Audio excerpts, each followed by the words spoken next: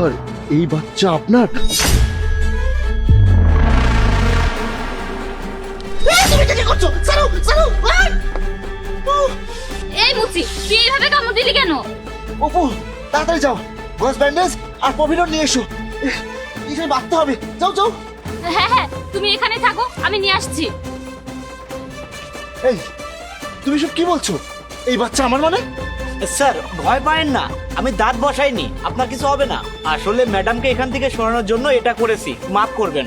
আর আমি সত্যি বলছি স্যার, ম্যাডামকে দেখে আমি বুঝতে পেরেছি আপনি তার হাজবেন্ড, আর এই বাচ্চা আপনাদের স্যার। কিন্তু ভাই, আমি যে শুনেছিলাম আমার স্ত্রীর মৃত বাচ্চা হয়েছে। না স্যার, আপনাদের মরা বাচ্চা হয়নি, এই ছেলে আপনার। শুনুন তাহলে। এই নাও, এই টাকা তোমার, আর এই বাচ্চাকে নদীতে ফেলে দিয়েছো, আর কাউকে কিচ্ছু বলবে না। আরে ম্যাডাম, আপনি সব কি করছেন? এই বাচ্চাকে ফেলে দিচ্ছেন কেন? না না ম্যাডাম, আমি এই কাজ করতে পারবো না। এই, আমি যা বলছি তাই করো। আমি আমার বাচ্চাকে ফেলে দিচ্ছি, তাতে তোমার কি? আর এই যে তোমাকে অনেক টাকা দিচ্ছি, তুমি কিছু একটা করতে পারবে। যাও, এই বাচ্চা ফেলে দাও। কিন্তু ম্যাডাম, আপনি আপনার বাচ্চাকে ফেলে দিবেন কেন? আমি এই বাচ্চা রাখতে চাই না। আমার কি এখনো মা হওয়ার সময় হয়েছে? আর তাছাড়া আমার স্বামী বাইরে থাকে, এখন আমার নিজেকে উপভোগ করার সময়। আমি এসব ঝামেলা রাখতে পারবো না।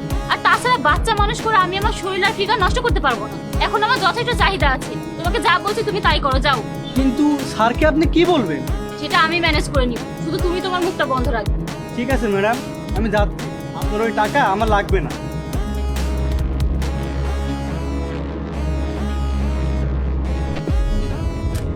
ভাই, এই বাচ্চা ফেলে দিও না, আমাকে দাও। আমার বউয়ের বাচ্চা হয় না, আমরা কত কিছু করেও একটা বাচ্চা পাচ্ছি না। এই বাচ্চা আমাকে দাও, আমরা মানুষ করব। ঠিক আছে ভাই, নিয়ে নাও। তুমি আমাকে একটা পাপ থেকে বাঁচালে। স্যার, আমার কথা বিশ্বাস না হলে আপনি আপনার বাসার কেয়ারটেকারকে ফোন করে এখানে আসতে বলুন। সেদিন থেকে আমি আপনার বাচ্চাকে বড় করেছি, কিন্তু স্যার আমি সামান্য একজন মুসি, কিন্তু আমি তো ওকে ভালো মতো রাখতে পারবো না। আপনার মতো একটা ধনীর ছেলে হয়ে ও এত কষ্ট করবে সেটা আমি চাই না, তাই কথাটা না বলে পারলাম না। আমিও চাই ছেলেটা ভালো মতো মানুষ হোক। আমিও তো ওকে কোলে পিঠে করে এত বড় করেছি, আমিও তো ওর বাবা, আমি ওকে অনেক ভালোবাসি স্যার। ভাই, তোমার এই উপকারের প্রতিদান আমি কিভাবে দেব সেটা আমি জানি না ভাই। তুমি একটা সত্যি মহান কাজ করেছো, এর পুরস্কার তুমি অবশ্যই পাবে ভাই। এই নাও, দেখি কোথায় কি হয়েছে, এটা বেঁধে নাও। সরে যাও, আমার কিছুই হয়নি, তুমি আর আমার কাছে আসবে না। এসব তুমি কি বলছো, আর কেন বলছো? কেন বলছি? এই তুই তো একটা নষ্ট মেয়ে, তোর খুব ডিমান্ড তাই না? তোর নিজেকে উপভোগ করার জন্য তুই এত বড় একটা অপরাধ করেছিস। আমি বাইরে থাকি আর তুই নিজের চাহিদা মেটানোর জন্য পরপুরুষের কাছে যাস। এই, তুমি হঠাৎ করে এসব কেন বলছো? কি হয়েছে তোমার? আর এইসব অপবাদ তুমি আমাকে কেন দিচ্ছ? কারণ আমি হঠাৎ করে এসব জানতে পেরেছি। আচ্ছা, আমাদের সন্তান কোথায়? আমাদের সন্তান? আরে আমি তোমাকে বলেছিলাম না আমাদের মৃত সন্তান হয়েছে।